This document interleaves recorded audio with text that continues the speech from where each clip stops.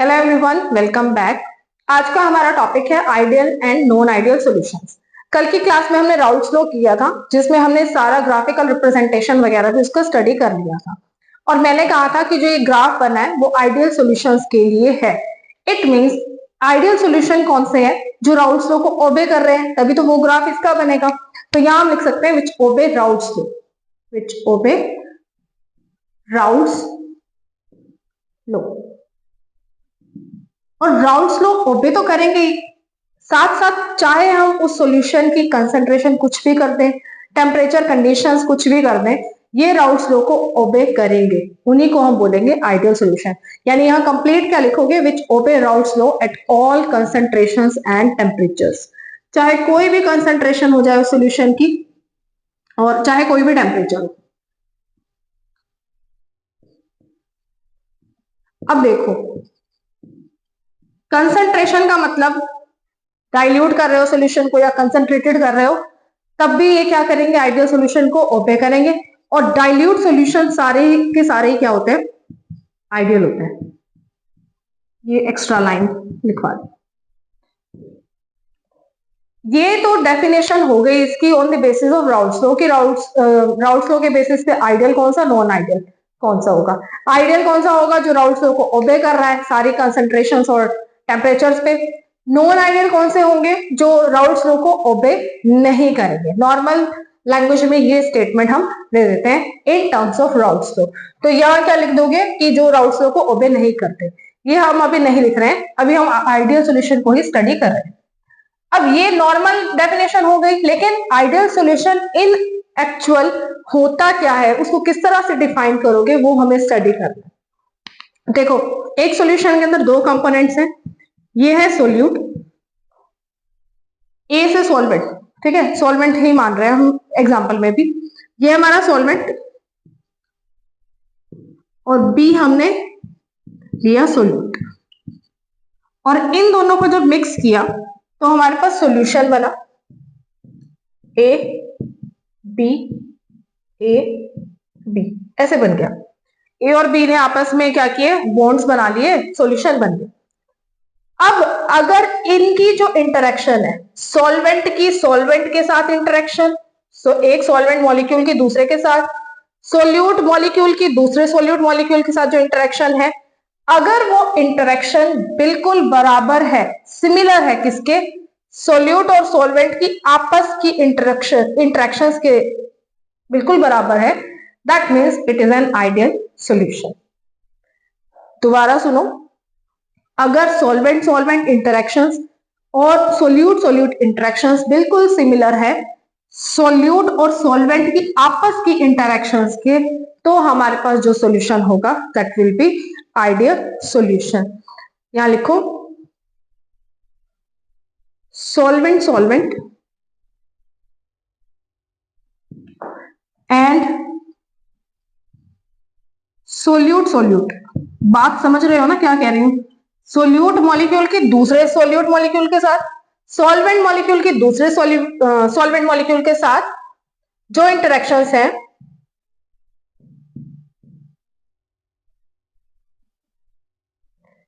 Are almost similar to, बिल्कुल similar हो, are almost similar to, किसके सिमिलर होंगी, solute solvent interaction. Solute solvent लिखो या सॉल्वेंट सोल्यूट लिखो, एक ही बात है, सोल्यूट सॉल्वेंट इंटरेक्शन। मतलब इंडिविजुअल जो इनकी इंटरेक्शंस हैं वो बिल्कुल सिमिलर हो, इनकी आपस की जो इंटरेक्शन है। ए हमारा सॉल्वेंट है, बी हमारा सोल्यूट है, और ये देखो यहाँ पे दोनों कंबाइन हो गए, सॉल्यूशन बन गया। सॉल्वेंट सोल्यूट की आपस की इंटरेक्शन, सोल्यूट सॉल्वेंट, तो यहाँ पे सोल्यूट सॉल्वेंट लिखो या सॉल्वेंट सोल्यूट, एक ही बात है। ये इंटरेक्शंस जब सिमिलर होंगी, देखो इंटरेक्शन सिमिलर होने का मतलब है जितनी स्ट्रांगली ये बाइंडेड है उतनी स्ट्रांगली ये बाइंडेड है, और उतनी स्ट्रांगली आपस में बाइंडेड है। बॉन्ड कब स्ट्रांग होता है, जब बॉन्ड लेंथ क्या हो, छोटी हो। अब मान लिया हमने तीनों बॉन्ड्स मान लिए स्ट्रॉन्गर है। अगर तीनों बॉन्ड स्ट्रॉन्गर है इट मीन्स तीनों की बॉन्ड लेंथ क्या आएगी, छोटी होगी। जितना इनका आपस का डिस्टेंस, जितना ये डिस्टेंस उतना ही ये क्या आएगा, यहाँ पे इनका डिस्टेंस होगा ना। सॉल्यूट सॉल्वेंट, सॉल्वेंट सॉल्वेंट आपस में जो इंटरेक्शन है वो बराबर है, तो जितना डिस्टेंस यहाँ पे है उतना ही डिस्टेंस इनके बीच में आपस में होगा। तो जब डिस्टेंस बिल्कुल बराबर है तो इन दोनों को मिक्स करने के बाद जब ये सॉल्यूशन बनेगा तो इनकी वॉल्यूम में कोई भी चेंज नहीं आएगा। Del V of mixing is 0। अभी डिटेल में लिखेंगे, पहले समझो इसको, क्योंकि सीधा लिखवा दूंगी तो बिल्कुल भी समझ नहीं आएगा। मैंने कहा है कि जो सॉल्वेंट सॉल्वेंट की आपस की इंटरेक्शन है, सोल्यूट सोल्यूट की आपस की इंटरेक्शन है, वो बिल्कुल सिमिलर है किसके, सोल्यूट और सॉल्वेंट या सॉल्वेंट और सोल्यूट की इंटरेक्शंस के। जब ये इंटरेक्शंस बिल्कुल सिमिलर है तो इनके जो बॉन्ड लेंथ रहेगी, यहाँ पे भी बॉन्ड लेंथ सेम रहेगी और उधर भी बॉन्ड लेंथ सेम रहेगी। बॉन्ड लेंथ सेम होगी तो इन दोनों को मिलाने के बाद जो ये बना है, देखो मान लो ये 2 यूनिट की बॉन्ड लेंथ है, यहाँ पे ये भी 2 यूनिट की है, यहाँ पे कितनी हो जाएगी 2 यूनिट की, ठीक है। इन दोनों की आपस की 2 यूनिट की आ गई ना बॉन्ड लेंथ। तो जब 2 टू एवरेज चल रहा है बॉन्ड लेंथ तो चेंज कितना है बॉन्ड लेंथ में, कुछ भी नहीं आया ना, तो डेल वी ऑफ मिक्सिंग क्या आ जाएगी, 0 आ जाएगी। अब ये देखो ऐसे नहीं समझ आता तो ऐसे समझो, 2 और ये 2, ठीक है, इसको भूल जाओ एक मिनट। ये लेंथ मान ली 2 माइक्रोमीटर, ये 2 माइक्रोमीटर, टोटल कितना हो गया 4 माइक्रोमीटर। यहां पे देखो ए बी, अब इनकी जो बॉन्ड लेंथ होगी ना वो सिमिलर आएगी बिल्कुल। यहां पे इनका जो डिस्टेंस रहेगा ए बी, ऐसे कर लो चाहे, ए बी बन गया प्लस ए बी, 2 प्लस 2, ये भी कितना आ गया 4 माइक्रोमीटर, ये भी 4 माइक्रोमीटर। जब दोनों की बॉन्ड लेंथ बिल्कुल सेम आई, जब बिल्कुल भी चेंज नहीं हुआ है इसकी वॉल्यूम में, तो डेल वी ऑफ मिक्सिंग क्या लिख दोगे अल्टीमेटली 0। वॉल्यूम में कोई चेंज हुआ ही नहीं है। यानी अब क्या हो गया, जो ओल्ड इंटरेक्शंस है वो न्यू इंटरेक्शंस की बिल्कुल सेम है, वॉल्यूम में कोई भी चेंज नहीं आया है, तो डेल वी ऑफ मिक्सिंग 0। अब देखो बॉन्ड मैंने कहा बिल्कुल बराबर है इनके, जब बॉन्ड बराबर होंगे तो यहां पे इसको तोड़ने के लिए, जब ये बॉन्ड बराबर है ना, ये वाला बॉन्ड और ये वाला बॉन्ड, ठीक है, और ये वाले बॉन्ड हम कह रहे हैं ए और बी के आपस के बॉन्ड, ये इनके बराबर है। अब जितना छोटा बॉन्ड होगा, ठीक है, बॉन्ड लेंथ जितनी छोटी होगी उतना स्ट्रॉन्गर बॉन्ड होगा, और उतनी ही ज्यादा क्या चाहिए, बॉन्ड डिसोसिएशन एनर्जी। बॉन्ड को तोड़ने के लिए जो एनर्जी चाहिए वो भी क्या होगी, उतनी ही ज्यादा चाहिए होगी। अब बॉन्ड डिसोसिएशन एनर्जी हम यहाँ पे ना खुद लेट करके चल रहे हैं कि ये बॉन्ड स्ट्रॉन्ग है, ये वीक भी हो सकते हैं, लंबे भी हो सकते हैं बॉन्ड लेंथ, हम तो छोटे का केस ले रहे हैं कि बॉन्ड छोटा है स्ट्रॉन्ग है। अब ये बॉन्ड स्ट्रॉन्ग है तो ज्यादा बॉन्ड डिसोसिएशन एनर्जी चाहिए। जब भी बॉन्ड टूटता है एनर्जी लगानी पड़ती है, जब बॉन्ड ब्रेक करना है, किसी चीज को ब्रेक करना है तो एनर्जी वहां पे सप्लाई होती है, ठीक है। अब यहां स्ट्रॉन्ग बॉन्ड है तो हाई अमाउंट ऑफ एनर्जी यहां लगानी पड़ेगी, यहां पे भी हाई अमाउंट ऑफ एनर्जी लगानी पड़ेगी, ठीक है। और बॉन्ड जब बनता है तब एनर्जी होती है release.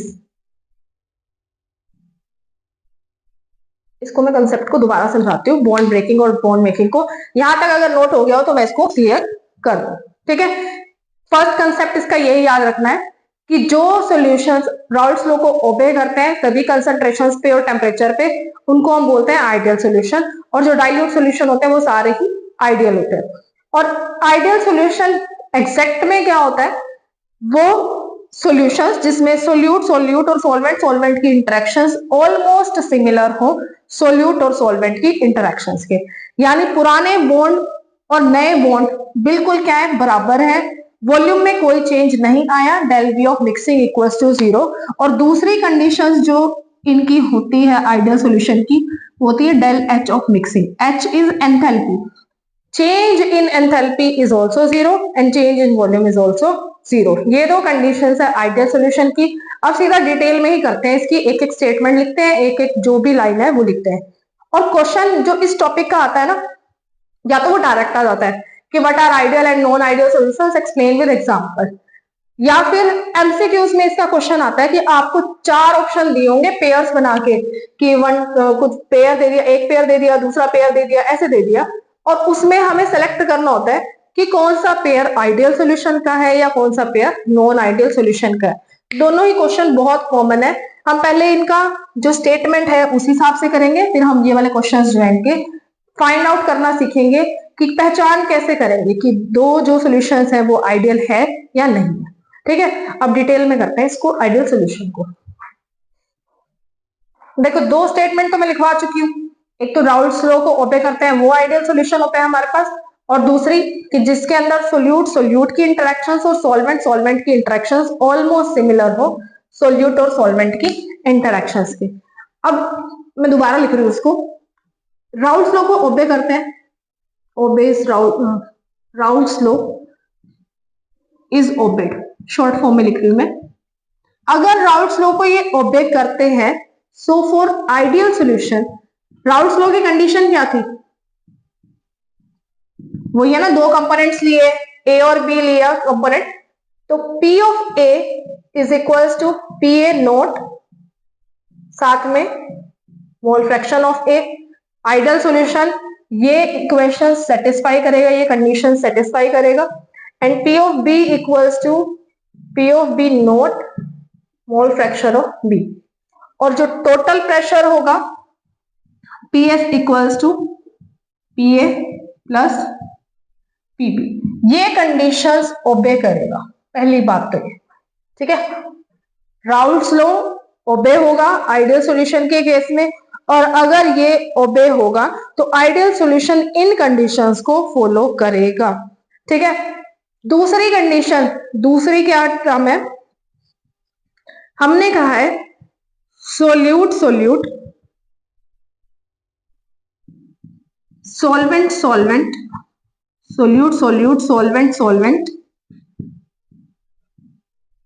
interactions are almost similar to solute solvent interactions। Solute की आपस की इंटरेक्शन, सॉल्वेंट की आपस की इंटरेक्शंस ये बिल्कुल सिमिलर होंगी सोल्यूट और सॉल्वेंट की इंटरेक्शंस की। अगर ये ऑलमोस्ट सिमिलर होंगी तो जो फोर्स ऑफ अट्रैक्शन है किस किस के बीच में, force of attraction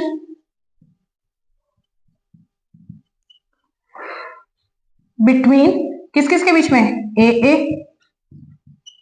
and B. ए का ए के साथ जो फोर्स ऑफ अट्रैक्शन है और बी का जो बी के साथ फोर्स ऑफ अट्रैक्शन है आर ऑलमोस्ट इक्वल, ये इक्वल होंगे।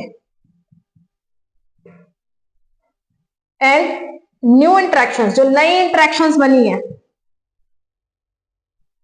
New force of attractions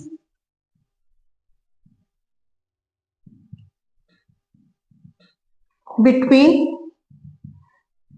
AB are also equal। अब ये लाइन समझो, ये लाइन समझ आ गई तो सारा कंसेप्ट समझ आएगा। सोल्यूट की आपस की इंटरेक्शंस और सॉल्वेंट की आपस की इंटरेक्शंस ये बिल्कुल इक्वल है। सोल्यूट सॉल्वेंट की इंटरेक्शंस मतलब ये तीनों इंटरेक्शंस बिल्कुल इक्वल है। ए और ए की आपस की इंटरेक्शन, बी और बी की आपस की इंटरेक्शन और ए और बी की आपस की इंटरेक्शन, ये तीनों बिल्कुल इक्वल इंटरेक्शंस हैं। ये चीज याद रखनी है। अट्रैक्शंस इक्वल होंगी तो बॉन्ड लेंथ भी बराबर होगी, उसी हिसाब से हमारा डेल वी ऑफ मिक्सिंग और डेल एच ऑफ मिक्सिंग दोनों ही चीजें क्या हो जाएंगी, इक्वल हो जाएंगी।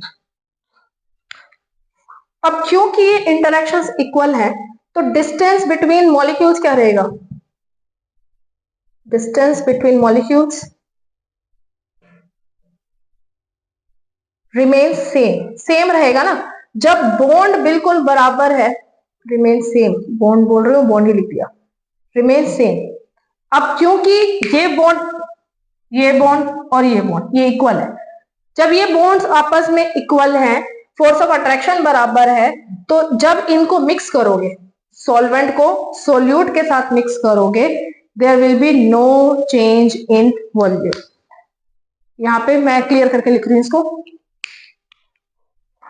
आगे लिखो, when the two liquids are mixed, when the two liquids, liquids लिखो या कंपोनेंट्स लिखो,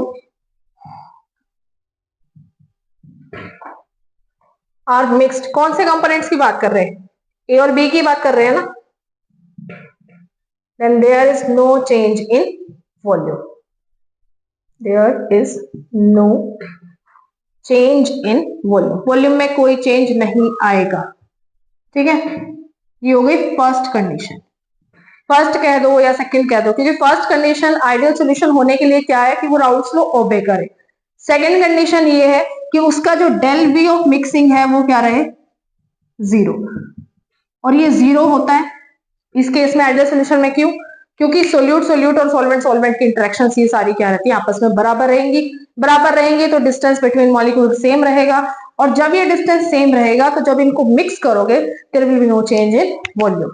अब इसको इस एग्जांपल से लिख लेना, A A plus B B, एक मॉलिक्यूल है ए ए, एक मॉलिक्यूल है बी बी, ये है हमारा सॉल्वेंट एज यूजुअल, ये हमारा है सोल्यूट। अब देखो, यहां से ध्यान से सुनना शुरू करना, मतलब सुनना तो सारा ध्यान से ही है, बट यहां थोड़ा ज्यादा ध्यान लगाना। सोल्वेंट सोल्यूट, सोल्वेंट अपने बॉन्ड तोड़ेगा, सोल्यूट अपने बॉन्ड तोड़ेगा, मतलब जब भी रिएक्टेंट्स आपस में रिएक्ट करते हैं तो उनके जो पुराने बॉन्ड्स होते हैं वो टूटते हैं और नए बॉन्ड्स बनते हैं। अब इस ए को बी के साथ बॉन्ड बनाना है तो इसको अपने जो आपस में दूसरे सॉल्वेंट के साथ बॉन्ड है वो तोड़ना पड़ेगा। ऐसे ही बी को ए के साथ बॉन्ड बनाना है तो सोल्यूट सोल्यूट इंटरेक्शन खत्म करनी पड़ेगी। जब ये सोल्यूट सोल्यूट इंटरेक्शन खत्म होगी तो ए जुड़ जाएगा बी के साथ, और ये कितने मॉलिक्यूल बन जाएंगे, दो। स्टार्टिंग में शायद मैंने यहाँ पे सारा बॉन्ड बना दिया था, बट मैंने वहां पे कर दिया था, उसको टिक कर दिया था। ए के साथ जुड़ गया, मतलब ए बी के साथ जुड़ गया, कितने मॉलिक्यूल है, ए बी बी, कितने बन जाएंगे, दो बन जाएंगे। अब जितनी ये बॉन्ड लेंथ उतनी ये बॉन्ड लेंथ उतनी ये बॉन्ड लेंथ, ये मैं समझा चुकी हूं कि इसको मान लिया दो है इसकी बॉन्ड लेंथ, इसकी भी दो है, यहाँ पे कितने मॉलिक्यूल है, दो, तो ये कितनी हो जाएगी, 2 + 2 4 हो जाएगी। वॉल्यूम यहाँ पे 2 + 2 4 के हिसाब से, यहाँ पे भी 4 के हिसाब से वॉल्यूम। और चेंज जब हम निकालते हैं वॉल्यूम का, वो कैसे निकालते हो, फाइनल माइनस इनिशियल, यही करते हो ना। अब फाइनल वॉल्यूम भी 4 से रिलेटेड आ रही है, इनिशियल वॉल्यूम भी 4 से रिलेटेड है, तो 4 - 4 कितना हो जाएगा, 0, यानी डेल वी ऑफ मिक्सिंग क्या हो गई, 0। ठीक है, सारा खेल किसका है, बॉन्ड लेंथ का है, ये याद रखना। फोर्स ऑफ अट्रैक्शन जितना होगा उसी हिसाब से हमारी बॉन्ड लेंथ होगी इसकी मॉलिक्यूल की, और उसी हिसाब से हमारे पास इसकी वॉल्यूम में जो चेंज है वो आया नहीं आया वो देखा जाएगा। ठीक है, अब थर्ड कंडीशन है del H of mixing is equals to 0 ideal solution के लिए, वो भी देख लेते हैं कैसे। थर्ड है del H of mixing is equals to 0। Volume वाला कंसेप्ट अगर समझ आया है तो ये बिल्कुल आसानी से समझ आ जाएगा। देखो, एच क्या होती है, एंथैल्पी, जो भी एनर्जी यहां पे लगेगी उसको हम एंथैल्पी के टर्म्स में काउंट करते हैं। अब हमने कहा है कि ए और ए की आपस की बॉन्ड लेंथ, बी और बी की आपस की बॉन्ड लेंथ, ये बिल्कुल बराबर है किसके, ये दोनों तो बराबर है ही, साथ साथ ये किसके बराबर है, ए और बी की बॉन्ड लेंथ के। मैं दो मॉलिक्यूल ऐसे बना लू, ठीक है, वो 2 लिखने की बजाय ऐसे लिख रही हूं। अब एक कंसेप्ट जो आपको पूरी केमिस्ट्री में हेल्प करने वाला है वो याद रखना, एक लिखो स्ट्रॉन्ग बॉन्ड, अलग से लिख लेना इसको, स्ट्रॉन्ग बॉन्ड, वीक बॉन्ड,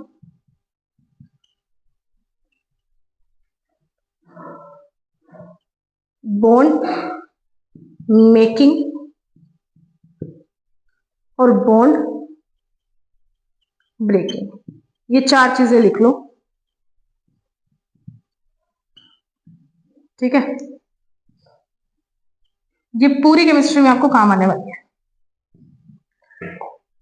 जब भी बॉन्ड मेकिंग होती है एनर्जी रिलीज होती है। अगर मेकिंग से याद नहीं होता, यहां से याद करना शुरू करो, ब्रेकिंग से।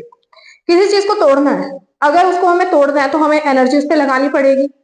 वो चीज अगर वीक होगी तो हमें एनर्जी कम देनी पड़ेगी। वही चीज अगर बहुत स्ट्रोंग है, जो इस चीज को हमें तोड़ना है वो बहुत ज्यादा मजबूत है, तो उसको तोड़ने में हमें उतनी हाई एनर्जी देनी पड़ेगी। ये याद रखना। तो अगर हमारे पास बॉन्ड वीक है और उसे तोड़ना है तो वहां पे रिक्वायर्ड है लेस एनर्जी रिक्वायर्ड। ठीक है, अगर वीक बॉन्ड को तोड़ना है तो less energy will be required, और यदि स्ट्रॉन्ग बॉन्ड को तोड़ना है मोर एनर्जी रिक्वायर्ड। इतनी बात क्लियर है। और जो भी एनर्जी रिक्वायरमेंट वाली होती है, मतलब हम उसको दे रहे हैं, that energy is always positive. जो भी एनर्जी हम किसी रिएक्शन मिक्सचर को दे रहे हैं वो पॉजिटिव होगी। ठीक है, एंडोथर्मिक एक्सोथर्मिक का केस अलग है, उसको यहां से मतलब कनेक्ट करना अभी, क्योंकि वो कंफ्यूजिंग हो जाएगा। एनर्जी बॉन्ड को तोड़ने के लिए जो दे रहे हैं वो हमेशा पॉजिटिव होती है, क्योंकि दे रहे हो ना, ऐड कर रहे हो रिएक्शन मिक्सचर में energy, so that will be positive. और अगर उसको वीक बॉन्ड को तोड़ना है तो less energy will be required, strong bond को तोड़ना है more energy will be required. और ये कॉमन सेंस की बात है कि अगर किसी वीक बॉन्ड को तोड़ रहे हो, किसी भी वीक चीज को तोड़ रहे हो, तो बहुत कम एनर्जी वहां पे कंज्यूम होगी। बॉन्ड ब्रेकिंग से उल्टा चलेगा किसमें? बॉन्ड मेकिंग में। उल्टा सारा कुछ उल्टा नहीं हो जाएगा, बस रिक्वायर्ड का रिलीज्ड हो जाएगा, और रिलीज एनर्जी क्या हो जाएगी? नेगेटिव। अब देखो, वीक बॉन्ड बन रहा है, फॉर्मेशन हो रही है बॉन्ड की, यहां एनर्जी रिक्वायर्ड थी, यहां एनर्जी रिलीज होगी। दो एटम्स आपस में टकरा रहे हैं, बॉन्ड बना रहे हैं, तो उसमें से क्या होगी? एनर्जी रिलीज होगी। बहुत वीक बॉन्ड बन रहा है, लेस एनर्जी रिलीज्ड। लेस का लेस ही रहेगा, मोर का मोर ही रहेगा, बस रिक्वायर्ड का रिलीज्ड हो जाएगा। और रिएक्शन मिक्सचर में से एनर्जी बाहर जा रही है, और अगर ये बाहर जा रही है इट विल बी नेगेटिव। ये कंसेप्ट सिर्फ इसी में ही काम नहीं आने वाला है, जो थर्मोडायनेमिक्स है आप स्टडी करोगे उसमें भी सारा ये जो है यूज आता है, मतलब यूज होती है ये कंसेप्ट केमिस्ट्री में, जहां जहां पे भी आपके फिजिकल केमिस्ट्री के कंसेप्ट चलते हैं। स्ट्रॉन्ग बॉन्ड बना रहे हो, स्ट्रॉन्ग बॉन्ड में मोर एनर्जी का कंसेप्ट है, तो मोर एनर्जी रिलीज्ड, और रिलीज्ड वाली वैल्यू नेगेटिव। ठीक है, ये बहुत इंपॉर्टेंट है हर किसी के लिए, सिर्फ +2 में ही जरूरी नहीं है, ये हर लेवल के लिए इंपॉर्टेंट है। आपको पता होना चाहिए कि बॉन्ड ब्रेकिंग में एनर्जी रिक्वायर होती है, बॉन्ड मेकिंग में एनर्जी रिलीज होती है, वीक बॉन्ड में कम एनर्जी रिक्वायर्ड होती है उसको तोड़ने के लिए, स्ट्रॉन्ग बॉन्ड में ज्यादा एनर्जी रिक्वायर्ड होती है। और अगर आपको एक का याद हो गया ना कि ब्रेकिंग का जैसे याद कर ले, तो मेकिंग में उससे उल्टा ही लिखना है, सिर्फ और सिर्फ रिक्वायर्ड का रिलीज बनाना है। और पॉजिटिव नेगेटिव आपको खुद पता चल जाएगा कि अगर रिएक्शन में एनर्जी दे रहे हो इट इज पॉजिटिव, अगर रिएक्शन में से एनर्जी निकल रही है इट इज नेगेटिव। ठीक है, उस हिसाब से हमारा डेल एच ऑफ मिक्सिंग हमें अभी यहाँ पे निकालना है। अभी हमने प्रीवियस में जो डेल वी ऑफ मिक्सिंग किया था उसमें कहा था कि जो इंटरेक्शंस है वो बिल्कुल बराबर है, ये जो इनकी इंटरेक्शन है ये बराबर है इसके, और ये बराबर है इसके, ये सारी आपस में बराबर बॉन्ड है। अब बॉन्ड अगर बराबर है, लेट कर लो कि ये सारे बॉन्ड स्ट्रॉन्ग है। ठीक है, क्योंकि हमने तो माना है कि चारों बॉन्ड क्या है? बराबर है। मान लिया सारे बॉन्ड स्ट्रॉन्ग है, अपने दिमाग में मान के चलो ये स्ट्रॉन्गर बॉन्ड्स है। अब पुराने बॉन्ड टूटेंगे तभी तो ये नए बॉन्ड बने हैं ना। इन बॉन्ड्स को तोड़ने के लिए मैं पेन चेंज कर, इन बॉन्ड्स को तोड़ने के लिए हमने कोई एनर्जी दी इसको। ठीक है, अब वो एनर्जी मान लो हमने दी 5 किलो जूल। ठीक है, प्लस कर दी इतनी एनर्जी इनके बॉन्ड्स को तोड़ने के लिए, क्योंकि स्ट्रॉन्ग बॉन्ड है, मैंने ऐसे जस्ट लेट किया, ये बहुत कम एनर्जी है वैसे तो। 5 किलो जूल हमने एनर्जी मान के चली कि यहाँ पे इनको तोड़ने के लिए रिक्वायर्ड है, लेट किया है भाई ये, ठीक है, 5 kilo joule energy in strong bonds को तोड़ने के लिए डाल दी। अब बॉन्ड जब बना है, स्ट्रॉन्ग बॉन्ड तोड़ा है ना, ये रहा, मोर एनर्जी रिक्वायर्ड, और रिक्वायर्ड का साइन क्या रहेगा, पॉजिटिव। अब यहाँ पे बॉन्ड क्या है, बराबर है ना, तो ये कैसा बॉन्ड होएगा, स्ट्रॉन्ग वाला ही होएगा। अब बॉन्ड मेकिंग हुई है तो यहाँ पे भी मोर एनर्जी क्या आएगी, रिलीज। मोर एनर्जी रिक्वायर्ड थी, 5 की जगह ना 500 कर लो, बहुत कम लग रही है वैसे वैल्यू ना, देखने में इररेलेवेंट सा लग रहा है, 500 किलो जूल, ठीक है, 500 किलो जूल एनर्जी यहाँ पे हमने सप्लाई कर दी। अब सप्लाई की वो ये आ गया, ठीक है, रिक्वायर्ड सप्लाइड एक ही बात है, ये याद रखना, कभी कभी यहाँ तो सप्लाइड बोल रहे हैं और यहाँ पे रिक्वायर्ड लिखा है, मतलब रिक्वायर्ड लिखा था। अब ये बॉन्ड उतने ही स्ट्रॉन्ग है जितने स्ट्रॉन्ग ये बॉन्ड है, डेल वी के कंसेप्ट में मैं बता चुकी हूँ। जब ये बॉन्ड बनेंगे यहां से क्या होगी, एनर्जी रिलीज होगी, और क्योंकि ये बॉन्ड लेंथ बिल्कुल बराबर है, जितनी एनर्जी यहां लगी है उतनी ही एनर्जी यहां से क्या जाएगी, बाहर चली जाएगी। और बाहर जाने वाली एनर्जी का साइन क्या होता है, माइनस। एक बार शांति से दोबारा सुनो, हमने डेल वी का कंसेप्ट, डेल वी के कंसेप्ट से भी हमने पहले पढ़ लिया कि जो इनके बॉन्ड्स है ना, ये सारे के सारे बराबर है, बराबर बॉन्ड है तो जितनी इनकी वॉल्यूम उतनी इनकी वॉल्यूम, यानी डेल वी ऑफ मिक्सिंग 0। अब फिर हमने बॉन्ड का कंसेप्ट पढ़ लिया कि मान लिया कि ये सारे बॉन्ड्स क्या है, स्ट्रॉन्गर बॉन्ड है, और अगर ये सारे बॉन्ड स्ट्रॉन्गर है तो जब बॉन्ड तोड़ा गया यहाँ पे कुछ अमाउंट एनर्जी का हमने सप्लाई किया, वो मैंने लिख लिया 500 किलो जूल, लेट कर लिया, और जो एनर्जी सप्लाइड वाली होती है इट इज ऑलवेज पॉजिटिव। और ये नए बॉन्ड बने, नए बॉन्ड बने, जब बॉन्ड बनता है तब एनर्जी क्या होती है, रिलीज। और क्योंकि बॉन्ड बराबर है सारे के सारे, तो जितनी एनर्जी यहाँ सप्लाइड हुई थी उतनी ही एनर्जी यहाँ से रिलीज हो जाएगी।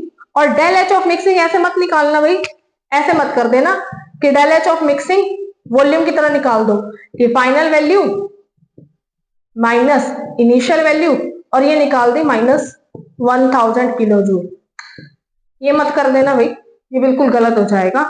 हम डेल एच ऑफ मिक्सिंग निकालते हैं ये देखकर कि जितनी एनर्जी सप्लाइड है और जितनी एनर्जी रिलीज है उनका डिफरेंस कितना है।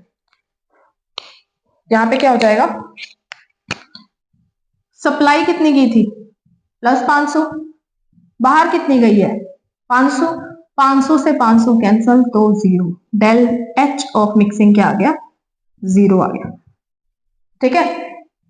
अगर मान लो ऐसे होता, कोई और एग्जांपल लेके, कोई और एग्जांपल लेट करके चलते हैं, आइडियल का नहीं नॉन आइडियल का देख लेते हैं कोई और, कि डेल एच ऑफ मिक्सिंग निकालते कैसे हैं। मान लो कहीं पे सप्लाइड एनर्जी 500 है और रिलीज एनर्जी 700 है, बाहर जो एनर्जी गई है, तो यहाँ पे डेल एच कैसे निकालोगे, डेल एच ऑफ मिक्सिंग निकालोगे, कौन सी वैल्यू ज्यादा है, 500 200, दोनों का डिफरेंस देख लो कितना आएगा, -200। और माइनस साइन क्या इंडिकेट कर रहा है कि एनर्जी कहां गई, रिलीज हो गई, बाहर चली गई, कितना डिफरेंस आया -200 का। इस तरह निकालते हैं del H of mixing. Final minus initial करके मत करना, बिल्कुल गलत हो जाएगा, कहीं पे भी न्यूमेरिकल्स में अगर अप्लाई करते हो फिजिकल केमिस्ट्री के। तो यहाँ पे डेल एच ऑफ मिक्सिंग भी क्या आ गया, 0, ठीक है, डेल वी ऑफ मिक्सिंग भी 0, डेल एच ऑफ मिक्सिंग भी 0।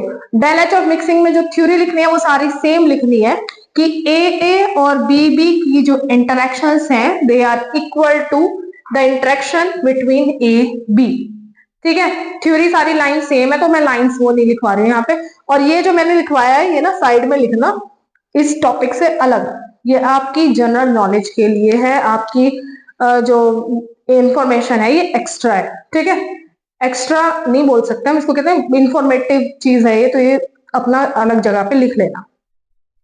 3 कंडीशंस हमने देख ली आइडियल सॉल्यूशन होने की। अब इसके बाद 2-3 और कंडीशंस हैं जो बिल्कुल एक एक लाइन की है, वो भी लिख लेते हैं। जो 4th कंडीशन है बुक्स में नहीं मेंशन होती है भाई, बुक्स में सिर्फ del H of mixing, del V of mixing और जो राउल्स लॉ ओबे करते हैं सिर्फ वहां तक ही लिखा होता है। there is no reaction between solute and solvent. No reaction between solute and solvent. देखो सोल्यूट और सॉल्वेंट को मिक्स कर दिया उन्होंने, आपस में बाइंडिंग कर ली, जुड़ गए, लेकिन इनके बीच में कोई और रिएक्शन होके कोई और नया सब्सटेंस नहीं बनना चाहिए, फिर तो इंटरेक्शन सारी हिल जाएंगी, del V of mixing, del H of mixing, सब कुछ डिस्टर्ब हो जाएगा। हाँ, हम ये बॉन्ड बना रहे हैं, ए और ए, बी और बी का बॉन्ड बना दिया, घुल गए, जैसे चीनी को पानी में घोला तो चीनी पानी में मिक्स हो जाएगी। अब ये तो नहीं वो रिएक्शन करके वहां पे कुछ और नई चीज बना देगी कि कोल्ड ड्रिंक बन गई पानी में चीनी मिला के, तो इनके बीच में कोई भी रिएक्शन नहीं होना चाहिए। और एक और कंडीशन क्या है, देयर इज नो एसोसिएशन और डिसोसिएशन। एसोसिएशन और डिसोसिएशन का कंसेप्ट आएगा वेन टॉप फैक्टर में। बस फिलहाल इतना याद रखो कि मॉलिक्यूल्स आपस में जुड़ के डाइमर ना बनाए, या एक मॉलिक्यूल टूट के बहुत सारे मल्टीपल मॉलिक्यूल्स ना बनाए। देयर इज नो एसोसिएशन और डिसोसिएशन, या फिर लिख सकते हो देयर इज नीदर एसोसिएशन, यहाँ पे लिख सकते हो there is neither association nor dissociation between solute and solvent molecules। ना तो वो जुड़ जुड़ के कम करे मॉलिक्यूल्स को, ना ही वो टूटे।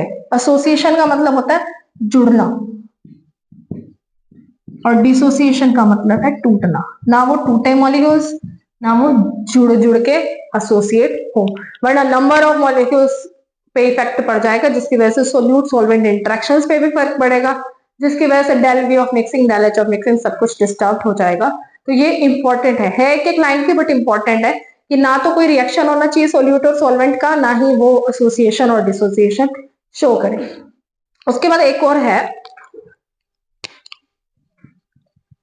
जो वेपर प्रेशर है ना, बीपी शॉर्ट फॉर्म में लिखिए, जो वेपर प्रेशर ऑब्जर्व्ड है वो बिल्कुल बराबर आएगा थ्योरेटिकल वेपर प्रेशर के।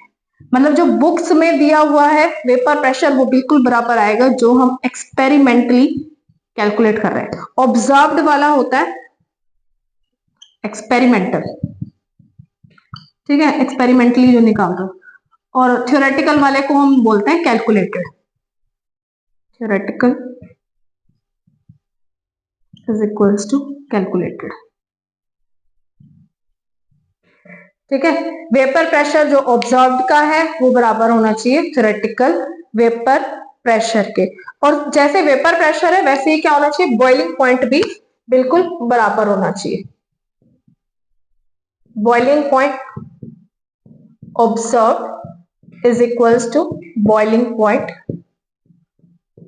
थ्योरेटिकल सॉरी, ये बिल्कुल क्या होना चाहिए, बराबर होना चाहिए। जो ऑब्जर्व वेपर प्रेशर है वो थ्योरेटिकल वेपर प्रेशर के इक्वल होना चाहिए, जो ऑब्जर्व बॉइलिंग पॉइंट है वो थ्योरेटिकल बॉइलिंग पॉइंट के इक्वल होना चाहिए। BP is boiling point, blood pressure में बॉइलिंग पॉइंट है ये, यहाँ पे शॉर्ट फॉर्म में मैंने वैसे लिखा है, और बीपी इज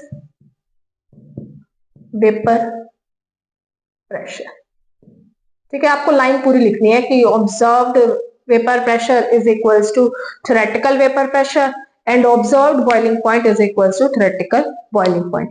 ये होता है हमारे पास आइडियल सॉल्यूशन जो ये सारी कंडीशन सेटिस्फाई करता है at all concentrations and temperatures. और नॉन आइडियल सॉल्यूशन इन कंडीशंस को फॉलो नहीं करेगा, या तो वो थोड़ी सी पॉजिटिव वैल्यू दिखाएगा इन वैल्यू से, या नेगेटिव वैल्यूज दिखाएगा।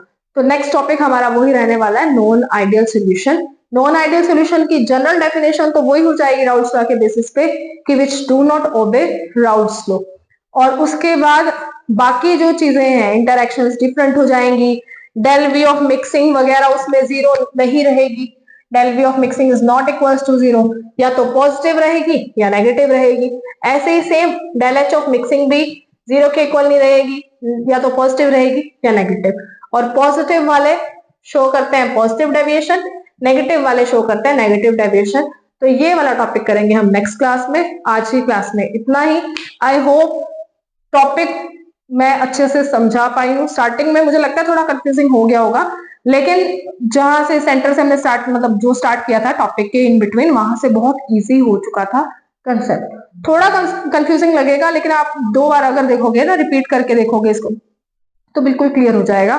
और स्टिल अगर आपके कोई भी डाउट्स रह जाते हैं तो आप कमेंट सेक्शन में वो ड्रॉप कर सकते हैं। तो आज की क्लास में इतना ही। Thank you and have a nice day.